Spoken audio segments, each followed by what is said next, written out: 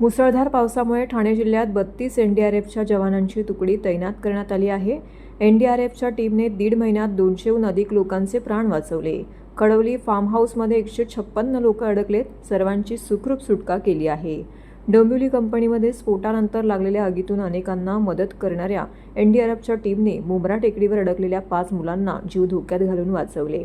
ठाण्यातील मुसळधार पावसाच्या पार्श्वभूमीवरती राष्ट्रीय आपत्ती प्रतिसाद दलाच्या 2 महिलांसह 32 सदस्यांची तुकडी तैनात करण्यात आली आहे।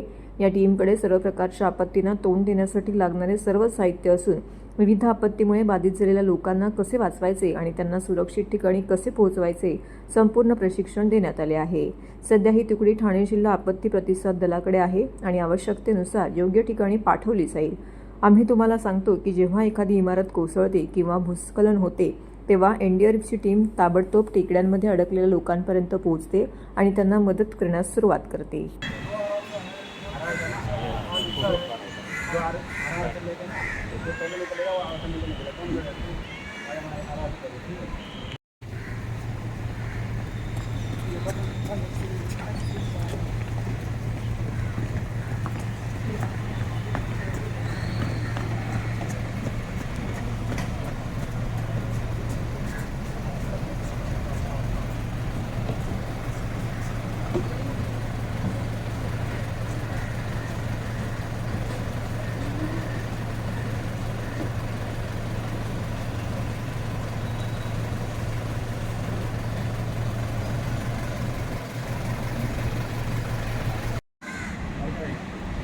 है उसको आपके पास अपना पहल बजाना है यहाँ पे उसको लेकर के जो अभी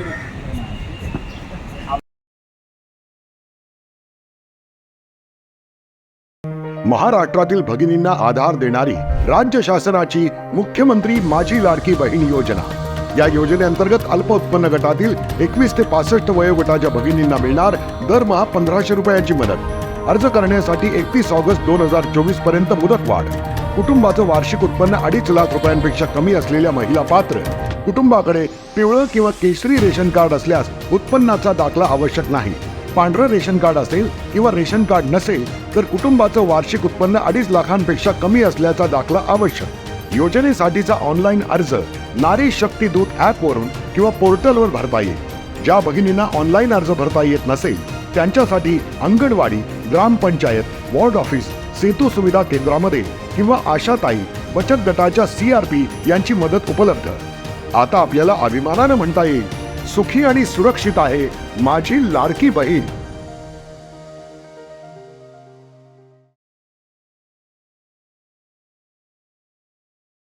काळ महिन्यानुसार रामराज्य येणारच आहे। जसे पहाट होणे कुणी थांबवू शकत नाही तसे रामराज्यरूपी हिंदू राष्ट्राचे निर्माण कुणीही थांबवू शकत नाही। रामराज्यरूपी हिंदू राष्ट्राची स्थापना होणार ही काळ्या दगडावरची रेघ आहे। रामराज्याचे आपल्याला साक्षीदार नाही तर साथीदार व्हायचं आहे। आपणही रामराज्यात प्रवेश मिळवण्यासाठी आपणही रामराज्यात राहण्यासाठी साधना करत धर्माचरणी बनलं पाहिजे। आजच्या भाषेत सांगायचे तर साधना हा रामराज्यात प्रवेश मिळवण्यासाठीचा परवाना आहे। सर्वोच्च प्रतीचा सतत टिकणारा आनंद केवळ साधनेनेच मिळतो। आपल्याला ईश्वर प्राप्ती करायची ओढ असो वा नसो, एक चांगले समाधानी जीवन जगता येण्यासाठी साधना करणे महत्त्वाचं आहे। त्यामुळे गुरुपौर्णिमेच्या निमित्ताने साधना करण्याचा आणि ती वाढवण्याचा संकल्प करूया, असं प्रतिपादन हिंदू जनजागृती समितीच्या डॉ. दीक्षा पेंडभाजे यांनी आनंदप्राप्ती आणि रामराज्याची स्थापना यासाठी साधना या विषयावरती मार्गदर्शन करताना केले। म्हणजे रामराज्यरूपी हिंदू राष्ट्र येण्यासाठी आपत्काळ येणं हेही अटळ आहे, किंबहुना त्याला प्रारंभही झाला आहे। आपण सुद्धा गेल्या 3-4 वर्षापूर्वी करोनाच्या संदर्भातल्या घटना विश्वव्यापी किती सगळ्यांना त्रास झाला ते पाहिलं आहे, अनुभवलं सुद्धा असेल। रशिया युक्रेन यांच्यावर कितीतरी महिने, 1 वर्ष युद्ध चालू आहे। हमास इस्रायल यांचंही युद्ध चालू आहे आणि 3ऱ्या महायुद्धाची ठिणगी कधी पडेल हे कोणालाच सांगता येणार नाही। द्रष्टे संत भविष्यवेत्ते यांनीही सांगितलेले आहे की येणारा काळ म्हणजे पंचमहाभूतांचा तांडव असेल। मग या आपत्काळात तरुण जाण्यासाठी साधनेचे बळच आवश्यक आहे। विखंडलेलं ऋतुचक्र आणि आपण जी आताची स्थिती पाहत आहोत त्यातून आपण ते सगळंच अनुभवत आहोत. आपल्याला जाणीवा सुद्धा होत आहे. मागच्या या गुरुपौर्णिमेच्या निमित्ताने या आपत्काळात तरुण जाण्यासाठी ज्या आध्यात्मिक बळाची आपल्याला आवश्यकता आहे त्यासाठी आपण साधनेचा संकल्प करूया. गुरुतत्वाला अपेक्षित असलेली साधना होण्यासाठी सर्वांना शक्ती, बुद्धी आणि भक्ती प्रदान व्हावी. तसेच रामराज्याच्या स्थापनेसाठी समर्पित भावाने अखंड प्रयत्न करून प्रेरणा मिळावी, अखंड प्रयत्नांची प्रेरणा मिळावी असे मी गुरुतत्वाच्या चरणी प्रार्थना करते आणि गुरुचरणी माझ्या वाणीला विराम देते.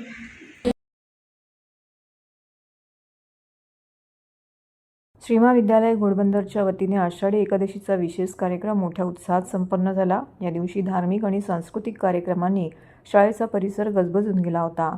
आषाढी एकादशी निमित्त संतांच्या जीवनावर आधारित नाटिका सादर करण्यात आली.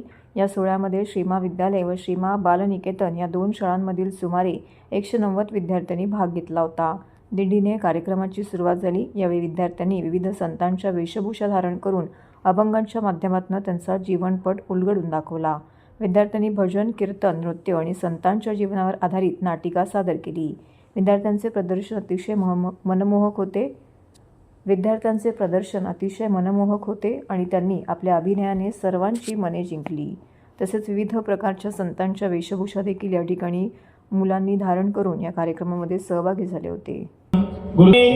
अविद्या ग्रंथि भेदने अर्घं समर्पयामि गुरुदेवाय नमः। पूर्ण स्मरण करने के लिए निर्मल मन जन सो मोहि पावा। भगवान कहते हैं कि निर्मल मन हो जाएगा तब गुरु मिलेंगे।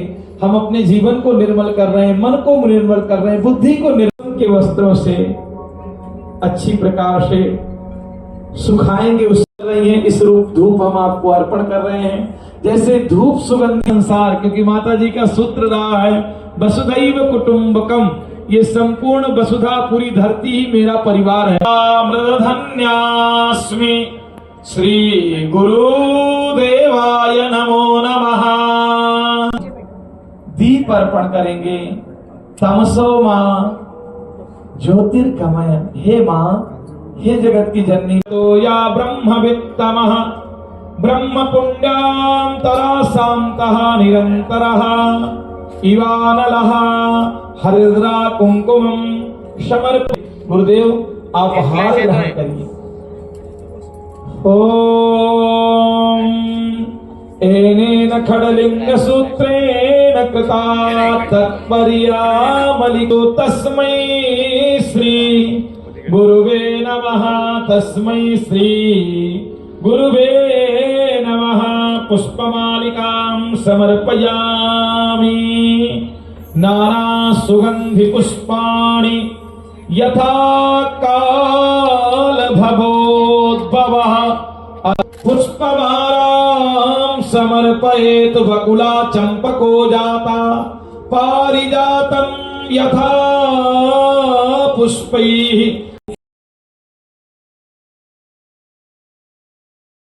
मुख्यमंत्री नामदार एकनाथ शिंदे व शिवसेना ज्येष्ठ नेते दशरथदादा पाटील यांच्या मार्गदर्शनाखाली काम करत असताना कल्याण लोकसभेचे खासदार डॉक्टर श्रीकांत शिंदे यांच्या विशेष निधीमधून पारसिक नगर परिसरातील चिनार सोसायटी येथील ज्येष्ठ नागरिक कट्ट्याचे व मधुमालती जाईजू येथील लहान मुलांसाठी बांधण्यात आलेल्या नवीन उद्यानाचे उद्घाटन नुकतेच करण्यात आले आहे। याप्रसंगी शिवसेना ज्येष्ठ माजी नगरसेवक उमेश पाटील, ठाणे शहर संघटक नरेंद्र शिंदे, विभाग प्रमुख श्याम पाटील, रवींद्र पाटील, राकेश पाटील उपस्थित होते।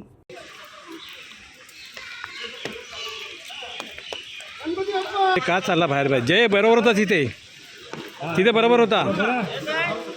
हां हां परफेक्ट आहे।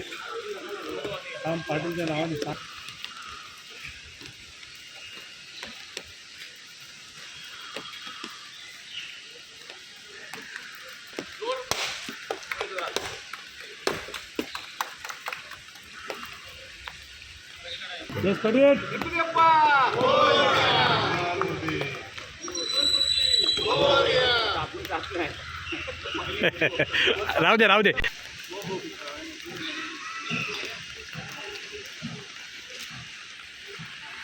एक मिनिट बाळा. बाळा मी जाऊ का? स्माइल जरा. कटिंग कटिंग कटिंग नाना. कटिंग. Very good. या बसा बसा काका बसा बसा बसा.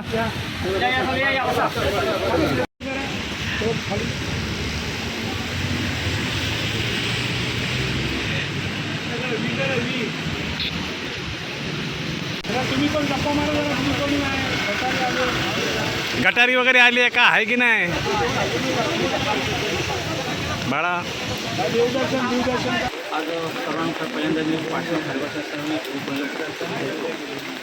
आज या ठिकाणी किल्ल्यासमोरचे ज्येष्ठ कट्टा आहे. या भागात ज्येष्ठ नागरिक देवी पाटील यांची वाढीसोडीची मागणी होती. त्यांच्या या ठिकाणी ज्येष्ठ दुपारी शाळेचे विद्यार्थी संस्कार जाण्याकरता उभे असतात. त्यांना बसण्याकरता जागा नाही.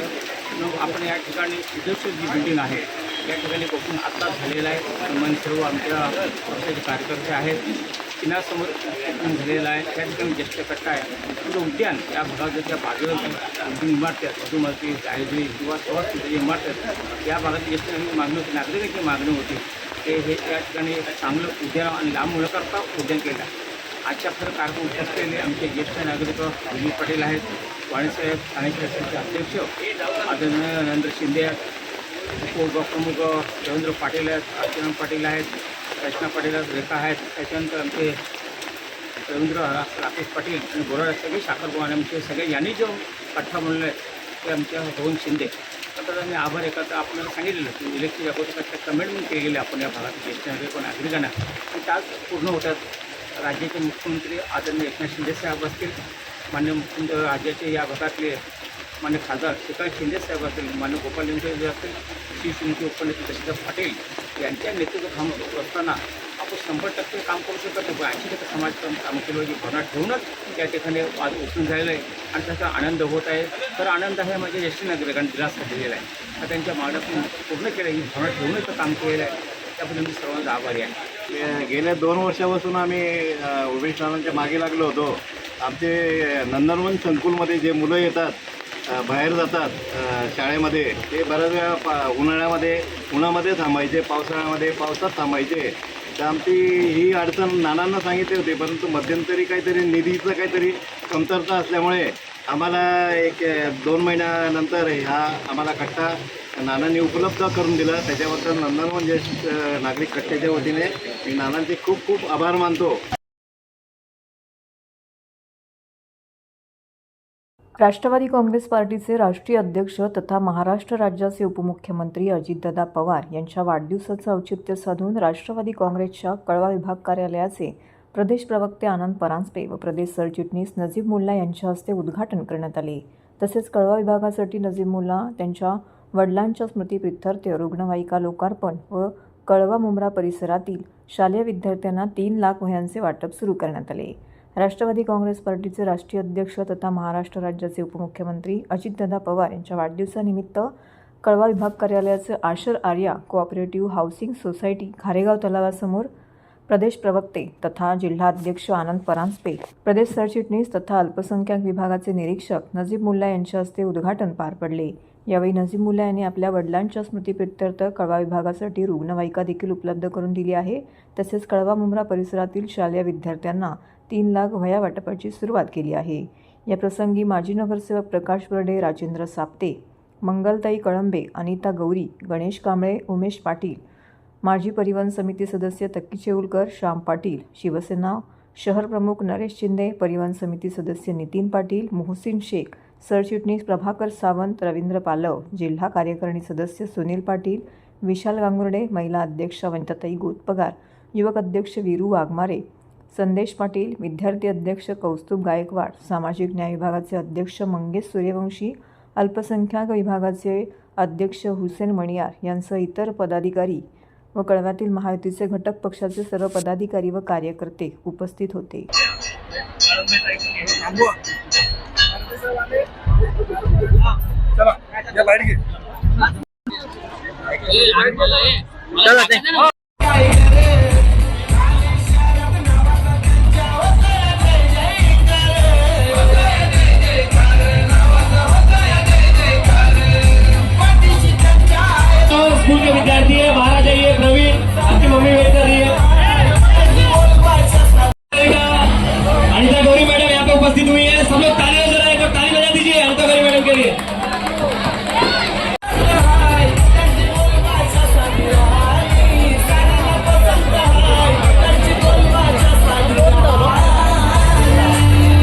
आज अजितदादांच्या वाढदिवसानिमित्त कळवा मुंब्रा विधानसभा क्षेत्रात कळवा विभागासाठी राष्ट्रवादी काँग्रेस पक्षाच्या जनसंपर्क कार्यालयाचं आज उद्घाटन माननीय माजी खासदार आनंदजी परांजपे साहेब यांच्या हस्ते करण्यात आलेलं आहे. आज कळव्यातील तमाम नागरिक इथे उपस्थित मोठ्या संख्येने आहेत. आमचे महायुतीतले ज्येष्ठ पक्ष सहकारी, शिवसेनेचे इथले सर्व ज्येष्ठ विधानसभा पदाधिकारी, त्याच्यानंतर आमचे सर्व सभागृहातले माजी नगरसेवक नगरसेविका ते पण उपस्थित आहेत. माझ्या बरोबर प्रकाश बर्डेजी माजी नगरसेवक राजनाथ यादवजी माजी उपमहापौर, शिवसेनेचे नेते राजू साप्तेजी, कळंबेताई, हे सर्व इथे उपस्थित आहेत. भाजपचे पण सहकारी आम्हाला इथे मनोबल वाढवण्यासाठी आलेत. एक उणीव होती की बाबा कुठेतरी काम व्हायला पाहिजे, लोकांना घेऊन जायला पाहिजे, आणि हे जे नागरिकांचा प्रतिसाद आहे ते क्लिअर कट आपल्याला दिसतं. तर नागरिकांना एक नवीन ऊर्जा पाहिजे, नागरिकांना एक बदल पाहिजे, नागरिकांना आपला हक्काचा माणूस पाहिजे, आपला हक्काचा मुलगा पाहिजे, जे त्यांच्याकडे हक्काने जाऊ शकतात. अहंकारचा विनाश करायचा आहे म्हणून आज हे कार्यालयात आम्ही जी कामं फक्त घोषणापत्रावर होती, आता खरोखर नागरिकांच्या हिताची कामं करण्याच्या ध्येयाने आम्ही कळव्यामध्ये आलेलो आहोत. राष्ट्रवादीचे आमचे राष्ट्रीय अध्यक्ष, राज्याचे लाडके उपमुख्यमंत्री माननीय अजितदादा पवार साहेबांच्या वाढदिवसाच्या शुभप्रसंगी राष्ट्रवादी काँग्रेस पार्टीचं कळवा विभागाचं या कार्यालयाचं आम्ही उद्घाटन केलेलं आहे. या उद्घाटनाप्रसंगी माझे सहकारी प्रदेश सरचिटणीस नजीबजी मुल्ला, त्याचप्रमाणे कळवा विभागातील आमचे ज्येष्ठ नगरसेवक प्रकाशजी बर्डे, त्याचप्रमाणे शिवसेनेचे ज्येष्ठ नेते माजी उपमहापौर राजेंद्रजी साप्ते, माजी नगरसेविका कळंबेताई, आमचे राजनाथजी यादव, माझ्याबरोबर जिल्ह्यामध्ये काम करणाऱ्या वनिताताई गोतपगार, बिरू वाघमारे असेल, संदेश असेल, मोसीन असेल, राष्ट्रवादीचे संपूर्ण आमचं ठाण्याचं परिवार आज या कार्यालयाचं आम्ही उद्घाटन केलेलं आहे. महायुतीचा आमदार कळवा मुंब्र्यातनं 2024च्या विधानसभेमध्ये विजयी झालेला असेल. राज्याचे लाडके मुख्यमंत्री माननीय एकनाथरावजी शिंदे साहेब यांच्या मार्गदर्शनाखाली कल्याणचे धडाडीचे लोकप्रिय खासदार डॉक्टर श्रीकांत शिंदे यांच्या सहकार्याने अनेक विकास कामं पुढच्या 2-3 महिन्यामध्ये आपल्याला दिसतील. नुकताच माननीय मुख्यमंत्री एकनाथरावजी शिंदे साहेब आणि उपमुख्यमंत्री माननीय अजितदादा पवार साहेबांनी 50 कोटीचा निधीचा पहिला टप्पा आम्हाला दिला. मागच्या वर्षी डॉक्टर श्रीकांत शिंदेंनी 55 कोटीचा निधी दिला होता. तरीही काही लोक चॅनेल समोर येऊन रडत असतात, निधी मिळाला नाही, निधी मिळाला नाही, निधी मिळाला नाही. त्यांचा त्यांना लखलाभ, पण मुंब्र्याचा आणि कळव्याचा खरा विकास करण्यासाठी आम्ही महायुती म्हणून सज्ज आहोत.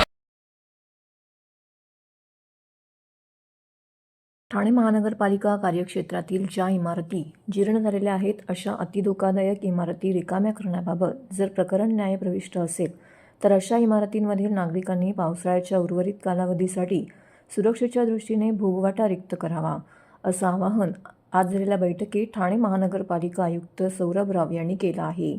पावसाळ्याच्या पार्श्वभूमीवरती कोणतीही दुर्घटना घडू नये, जीवितहानी होऊ नये यासाठी जीर्ण झालेल्या इमारतींमधील नागरिकांनी काळजी घ्यावी.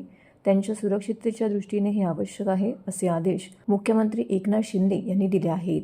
तसेच पावसाळ्यामध्ये इमारत दुर्घटना घडल्यास कोणत्याही अधिकाऱ्यांची गय केली जाणार नाही, असे निर्देशही त्यांनी दिले असल्याचे यावेळी सौरभ राव यांनी स्पष्ट केलं आहे. परंतु अशा इमारतीमध्ये राहणारे नागरिक जर स्वतः जबाबदारी घेण्यास तयार असतील तर त्यांनी दुरुस्त करून त्यांची छायाचित्र संबंधित प्रभाग समितीमध्ये सादर करावीत, असंही राव यांनी नमूद केलं आहे. प्रत्येक प्रभाग समितीच्या हद्दीतील न्यायप्रविष्ट तपासणी करून कोणाच्याही कायदेशीर ताब्यास वक्तव्य न आणता उर्वरित कालावधीकरता भोगवाटा रिक्त करावा. कोणतीही जीवितहानी होऊ नये, प्रत्येक नागरिक हा सुरक्षित राहावा, हाच महानगरपालिकेचा हेतू असल्याचं यावेळी आयुक्तांनी नमूद केलं. ज्या इमारतींच्या तात्काळ दुरुस्तींची सूचना आधीच प्राप्त झाली आहे अशा इमारतींमधील कमिटींकडून स्थिरता अहवाल 7 दिवसांच्या कालावधीत पाठवण्यात यावे, असं यावेळी आयुक्तांनी सांगितलं. ठाणे महानगरपालिका क्षेत्रामध्ये 96 अतिधोकादायक इमारती होत्या, त्यापैकी 47 रिक्त झाल्या आहेत. 29 इमारतींचे तळमजला बांधकाम कायम ठेवून वरचे मजले पाडण्यात आले आहेत. तसेच सुमारे 20 इमारती अजूनही काही प्रमाणामध्ये व्याप्त आहेत.